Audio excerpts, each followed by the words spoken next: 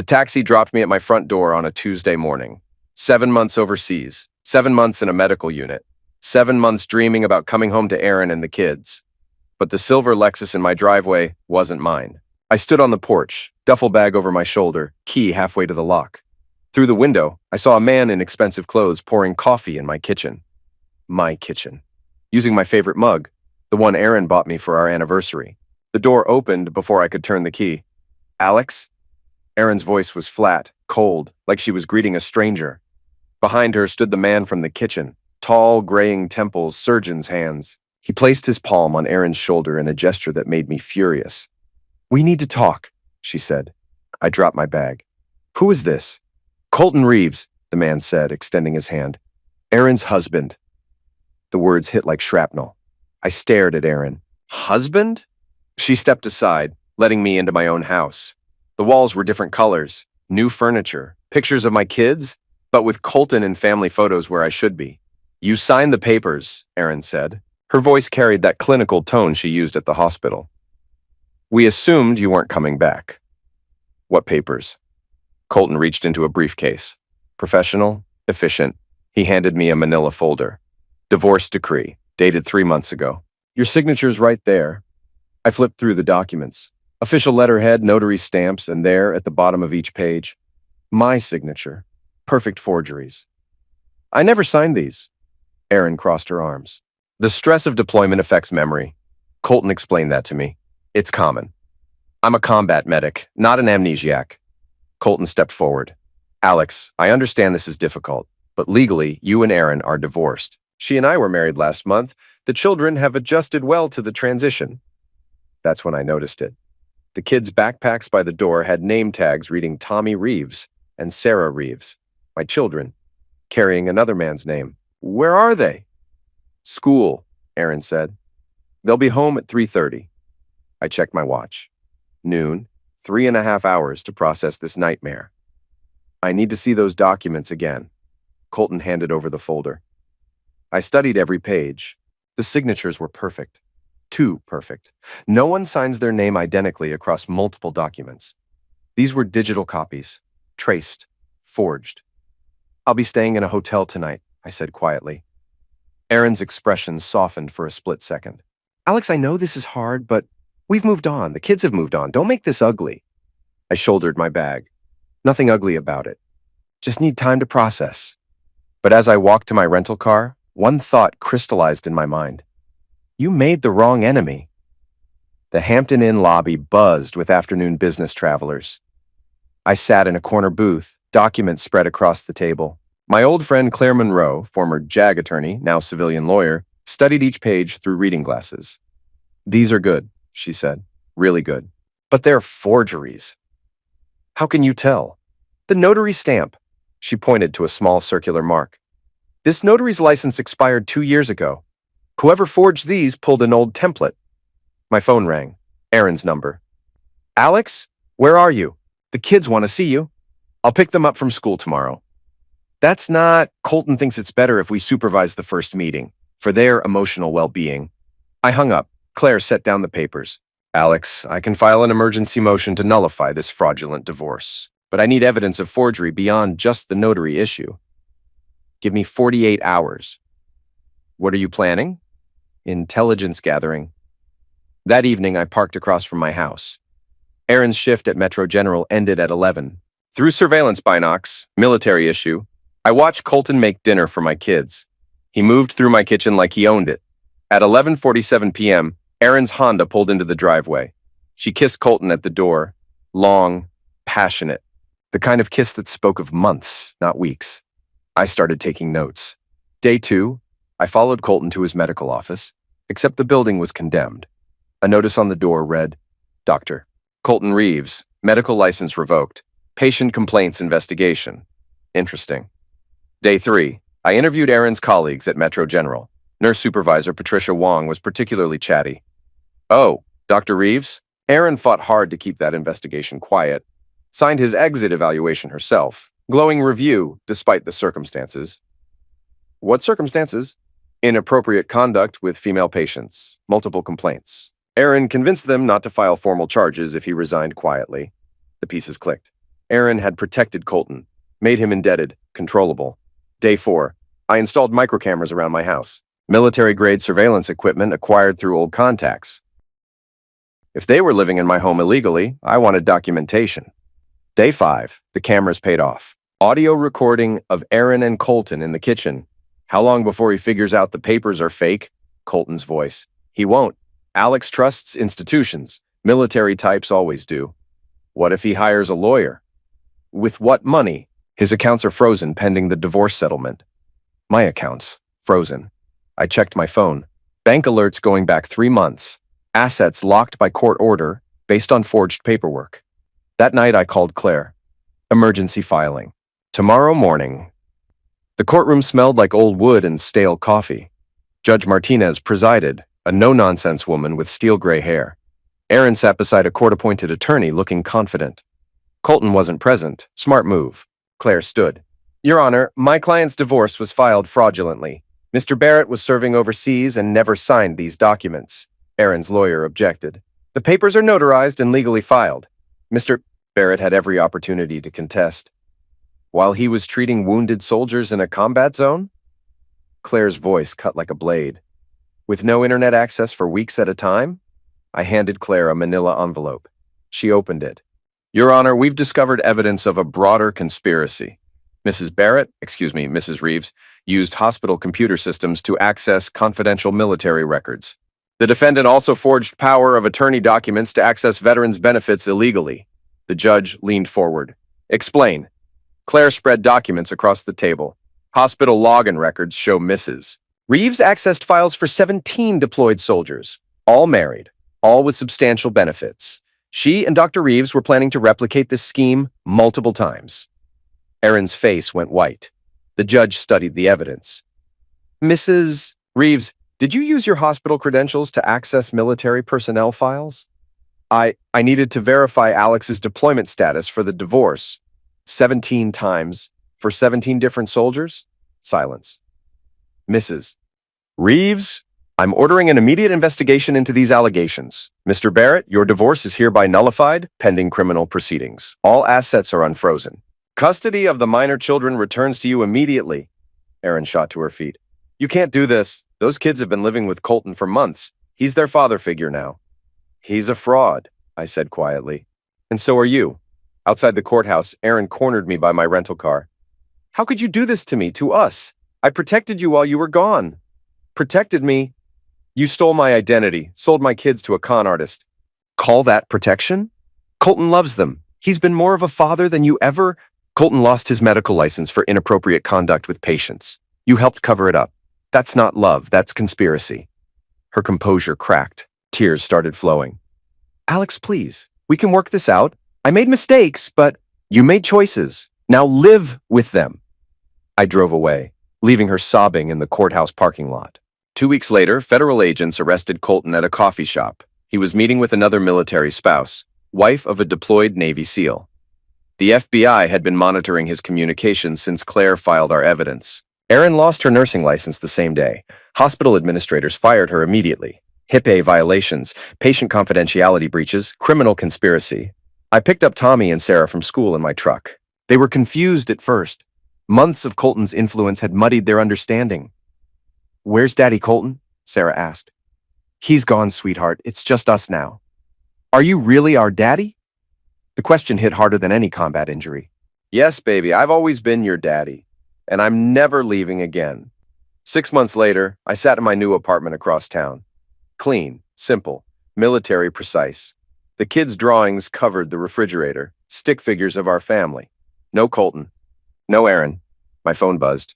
Text from an unknown number. Please let me see them. I know I made mistakes. They're still my children, too. E. I deleted it without responding. Another text arrived. The federal prosecutor wants me to testify against Colton. If I cooperate, they'll reduce my sentence. I need your help. Delete. Alex, I still love you. What we had was real. Please answer me. Delete. The doorbell rang. Tommy and Sarah ran to answer. Through the peephole, I saw a woman in an orange jumpsuit flanked by 2 guards. Aaron, fresh from county lockup. Kids, go to your rooms. But Daddy, now. I opened the door but kept the chain locked. You're not supposed to be here. Supervised visitation. Court order. She held up papers. 20 minutes. The guard nodded. Sir, we need to comply with the judge's directive. I let them in. Erin looked thin, tired. Her skin had that gray pallor common to inmates. Tommy, Sarah. She dropped to her knees as they ran to her. Mommy missed you so much. They hugged her, confused but happy. I watched from the kitchen, arms crossed. Daddy says you went away, Tommy said. I did, baby. Mommy made some bad choices. But I'm going to fix them. When are you coming home?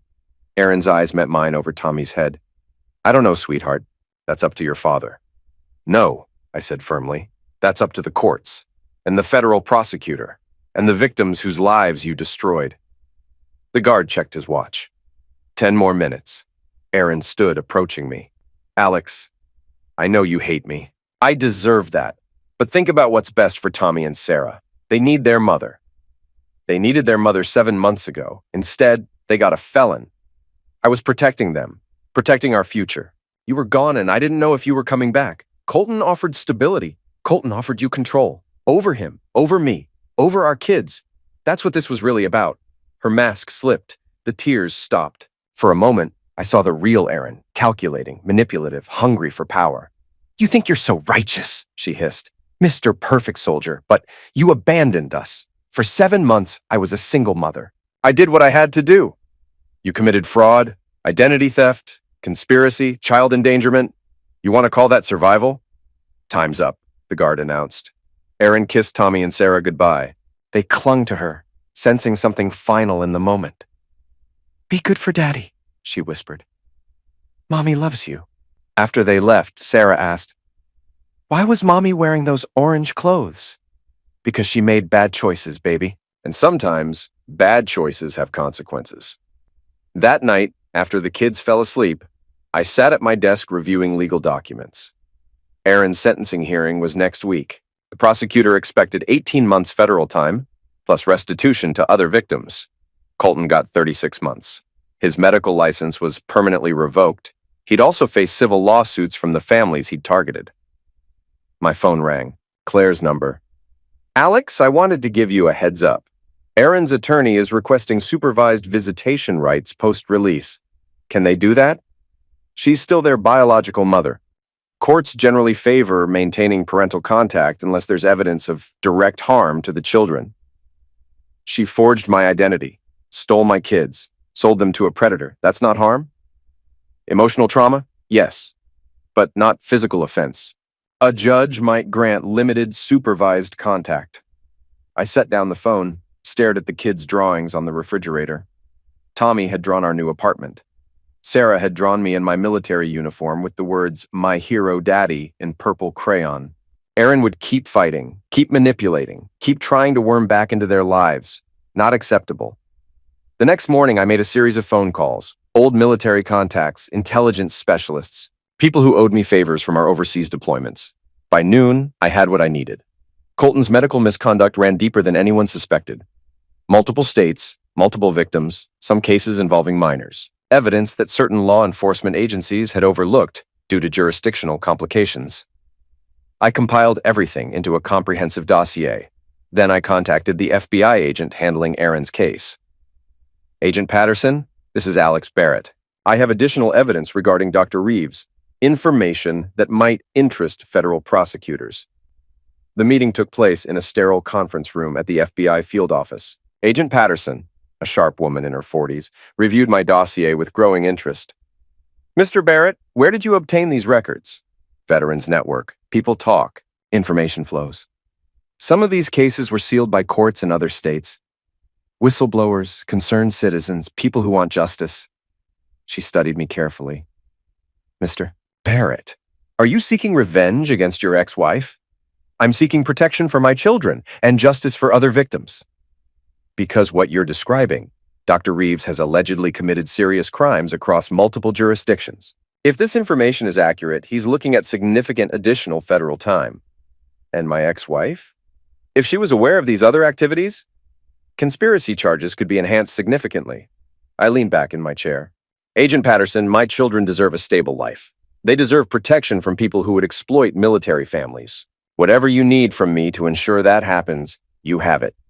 2 days later, Colton was rearrested on expanded federal charges. The news reported allegations spanning 4 states and involving dozens of victims. Military families, vulnerable spouses of deployed service members. Aaron's attorney requested an emergency meeting. Your client was aware of Dr. Reeves's broader activities, Claire stated during the negotiation. Hospital records show she accessed victim files going back 2 years. Aaron's lawyer looked sick. My client maintains she only accessed files related to her husband's deployment status. 23 files, 23 different soldiers, all deployed, all with substantial benefits. The room fell silent. What do you want? Aaron's attorney finally asked. Claire slid a document across the table. Full relinquishment of parental rights, no visitation. No contact with the minor children. In exchange, the enhanced conspiracy charges get dropped. You can't ask her to give up her children. She already did, I said quietly. When she chose Colton over them. When she chose fraud over truth.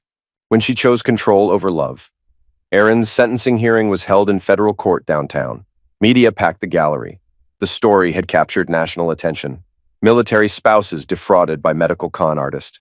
Veterans' families targeted while soldiers served overseas. Judge Harrison was a former military officer himself. He reviewed the case with particular attention to the impact on military families. Mrs. Barrett, defendant's legal name remains Barrett despite the fraudulent marriage. The court finds your actions particularly egregious given the vulnerability of the victims.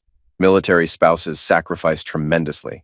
They deserve protection, not exploitation. Aaron stood for sentencing. She wore a conservative suit, hair pulled back, trying to look respectable. But her hands shook. 36 months federal incarceration, full restitution to all identified victims, permanent relinquishment of parental rights to minor children Barrett, no contact orders with all victims' families. Aaron collapsed into her chair. Her attorney caught her arm. Furthermore, the judge continued, the defendant will register as a fraud offender upon release. Any future contact with military families or veteran services will constitute violation of federal probation. As the bailiff led her away, Aaron looked back at me. Her eyes held no tears this time, just cold hatred. This isn't over, she mouthed. I smiled. Yes, it is.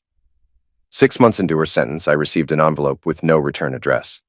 Inside, a handwritten letter. Alex, I know you orchestrated everything. The FBI evidence, the expanded charges.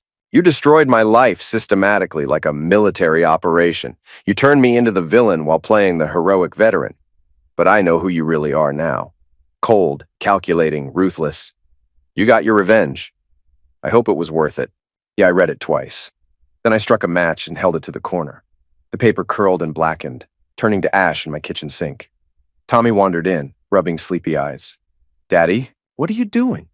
Just cleaning up some old paperwork, buddy. Was it about mommy? No, son. It was about someone who used to pretend to be your mommy, but she's gone now. It's just us. He hugged my leg. Good. I like it being just us. 1 year later, I stood in the backyard of our new house watching Tommy and Sarah play on the swing set. Clean suburban neighborhood, good schools, safe environment. My phone buzzed. Text from Claire. Aaron filed an appeal claiming prosecutorial misconduct, says evidence was obtained illegally, wants sentence reduced and parental rights restored. I typed back. Let her try. The evidence against Colton and Aaron was solid. Multiple sources, multiple agencies, multiple victims willing to testify. Even if some information came through unofficial channels, the core case was bulletproof. But I had contingency plans. I walked inside to my home office, locked filing cabinet. Inside, folders labeled Operation Homefront Phase 2. If Aaron wanted to keep fighting, I was prepared for war. The first folder contained detailed financial records showing Aaron's gambling obsession, hidden debts she'd accumulated before my deployment, evidence that her initial affair with Colton was motivated by desperate need for money to pay loan sharks. The second folder contained psychological evaluations from court-appointed therapists. Aaron showed patterns of antisocial behavior, lack of empathy, narcissistic personality traits. The third folder contained communications between Aaron and other inmates, discussions about getting revenge on me once released, plans to regain custody through manipulation and false allegations. I closed the cabinet, locked it, let her appeal. Let her fight. Let her try every legal maneuver her attorney can think of. I had spent 7 months in combat zones learning to outthink enemies who wanted to destroy everything I cared about. Aaron was just another hostile combatant, and I always completed the mission. That evening, I tucked Tommy and Sarah into bed, read them stories, kissed their foreheads. "Daddy?" Sarah asked. "Are you ever going away again?"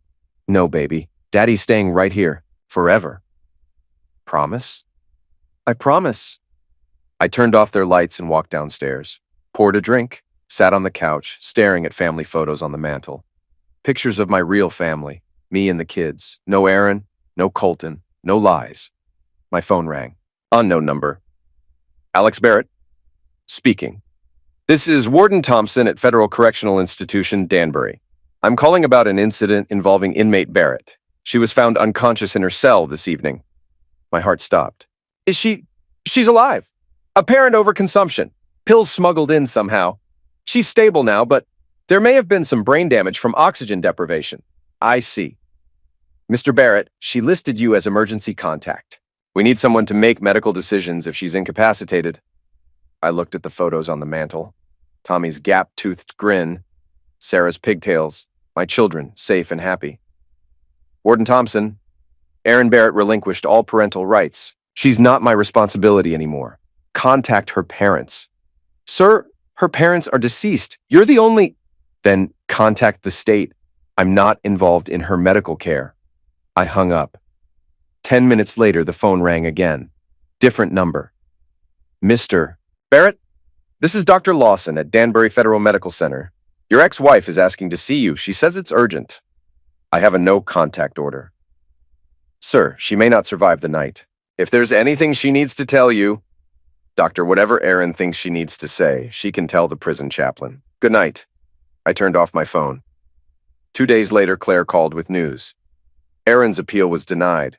No grounds for prosecutorial misconduct. But Alex, there's something else. She tried to take her own life in prison. I heard she's asking to see the kids. Claims she wants to say goodbye. No. Alex, I have to advise you. If she dies and the kids find out later that you prevented a final meeting, it could cause psychological issues. Claire, my kids think their mother was a woman who loved them.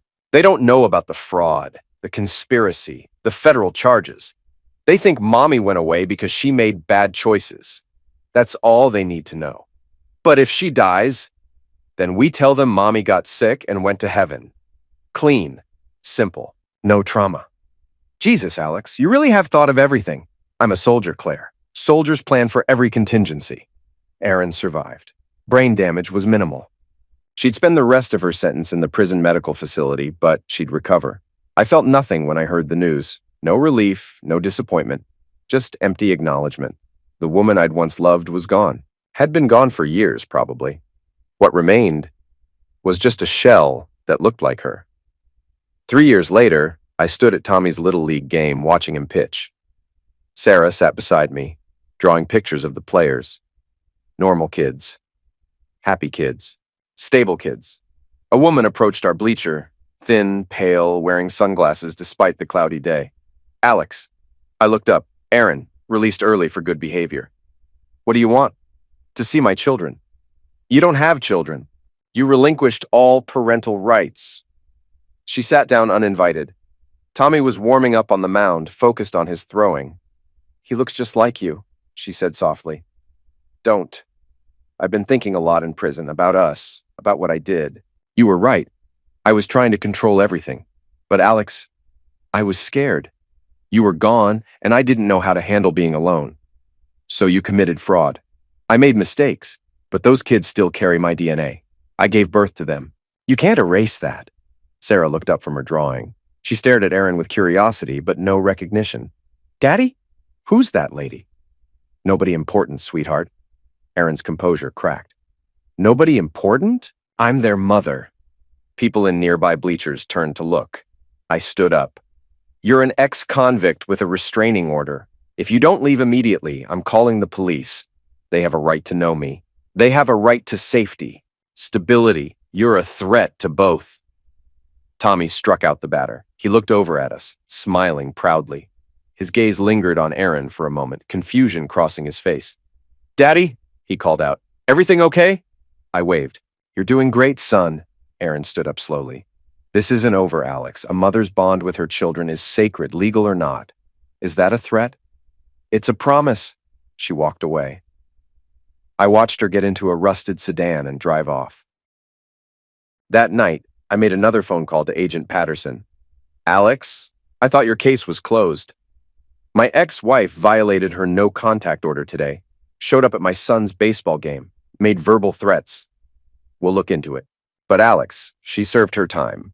Unless she commits new crimes, just document it. For the record. The next morning, I found my car tires slashed. Security cameras showed a figure in dark clothing approaching around 3 a.m. Face obscured, but the body shape was unmistakably female. I called the police, filed a report, added it to the documentation. Day 2, someone tried to break into our house while I was at work. Alarm system scared them off, but they damaged the front door. Day 3, Sarah's school called. A woman claiming to be her mother tried to pick her up during lunch. School policy required ID and pre-authorization. When they refused, the woman became agitated and left. I installed additional security, motion sensors, panic buttons, upgraded the alarm system. Day 4, I found Aaron waiting by my truck in the grocery store parking lot. Alex, please. Just 5 minutes, let me explain. Stay away from my family. Our family, Tommy and Sarah, are mine too. Legally, they're not. Biologically, doesn't matter. Courts decided you're unfit. Courts can be wrong. Juries can't. And you'd face a jury if you keep violating restraining orders. You think you've won everything, don't you? Turn me into the villain while you played perfect father? I didn't turn you into anything. I just stopped enabling your destructive choices. She stepped closer. I could smell cigarettes and cheap perfume. I know what you did, how you orchestrated my arrest, fed information to the FBI, manipulated evidence. I provided facts. Law enforcement drew conclusions. You destroyed my life. You destroyed your own life. I just documented it. She pulled something from her purse, a small digital recorder. I've been recording our conversations, building evidence that you manipulated federal investigations, violated my civil rights. I smiled. Go ahead. Submit that to your appeal attorney. See how far it gets you. What do you mean? Aaron, I'm a combat veteran with exemplary service record. You're a convicted felon with multiple fraud charges. Which of us do you think a jury will believe? Her hand shook as she put the recorder away. Besides, I continued, threatening me while violating a restraining order isn't smart legal strategy. I'm not threatening you. No? Then what would you call showing up at my son's game, slashing my tires, trying to abduct my daughter from school? I would never hurt them. You already did. When you chose Colton over them, when you stole their father's identity, when you sold their stability for your own gratification. Tears started flowing, the manipulative kind, designed to generate sympathy. Alex, I know I made mistakes, but I've paid for them. 3 years in federal prison. I lost everything. My career, my freedom, my children. When is enough enough? When you stop being a threat to my family. I'm not a threat. I'm their mother. You're a felon with antisocial personality disorder who has demonstrated willingness to harm children for personal gain. That's the clinical definition of a threat. She stared at me. For a moment, the mask dropped completely. I saw the real Aaron, cold, calculating, devoid of genuine emotion. You've thought of everything, haven't you? She said quietly. Every angle, every contingency. Yes. What happens now? Now you disappear. Permanently. Move to another state. Start over. Stay away from us. And if I don't, then I finish what you started. That night, I sat in my office reviewing legal options. Restraining order violations were misdemeanors. Unless Aaron escalated to direct violence, law enforcement couldn't do much. But I had other resources. I opened my laptop, typed a series of encrypted messages to old military contacts. People who understood the importance of protecting families from hostile actors. Within hours, I had responses. Alex, heard you're having civilian security issues. Happy to provide consultation. Williams. Barrett, your situation is noted. We'll monitor developments. Ghost Team 6. Bro, word is you need Overwatch. We got you covered. Rodriguez. I smiled. Once you served with people in combat, certain bonds never broke. We'd protected each other overseas. That protection extended to families stateside. The harassment continued for 2 weeks. Anonymous phone calls, drive-by surveillance, small acts of vandalism. Then it stopped. Completely. I didn't hear from Aaron for 3 months. Then Claire called. Alex, I have strange news. Aaron was arrested in Nevada. Attempted identity theft of another military spouse. Same pattern? Exactly the same. Forged power of attorney. Fraudulent divorce filing. She targeted a Marine's wife while he was deployed. How'd they catch her? FBI had her flagged. The moment she accessed military records, alerts went off. They arrested her during the notary meeting. I leaned back in my chair. What's her sentence looking like? With her prior federal conviction? 15 to 20 years, under habitual offender statutes. So she's done. Unless she wins an appeal, yes. Alex, there's something else. When they searched her apartment, they found surveillance photos of your house, your kids' school, your routine. She'd been planning something. I felt a chill. Planning what? Unknown. But there were also blueprints of your house. Security system manuals, photos of you and the kids at various locations. Send me copies of everything. Alex, this is evidence in an active federal case. Send me copies. That evening, I studied the surveillance photos. Aaron had been watching us for months, learning our patterns, identifying vulnerabilities. The blueprint showed detailed knowledge of our house layout, security camera blind spots, entry and exit routes. She hadn't been planning reconciliation. She'd been planning abduction. I called my contacts. Williams, it's Barrett. That consultation you offered, I need it now. 2 days later, I received a manila envelope with no return address. Inside, a single photograph. Aaron in her Nevada jail cell, unconscious, red spreading under her head, a handwritten note on the back, problem solved. A friend. I stared at the photo for a long time, felt nothing. No guilt, no satisfaction, just completion. My phone rang. Claire's number. Alex, I have news about Aaron's Nevada case. She's gone. Silence. Who told you? What's the official story?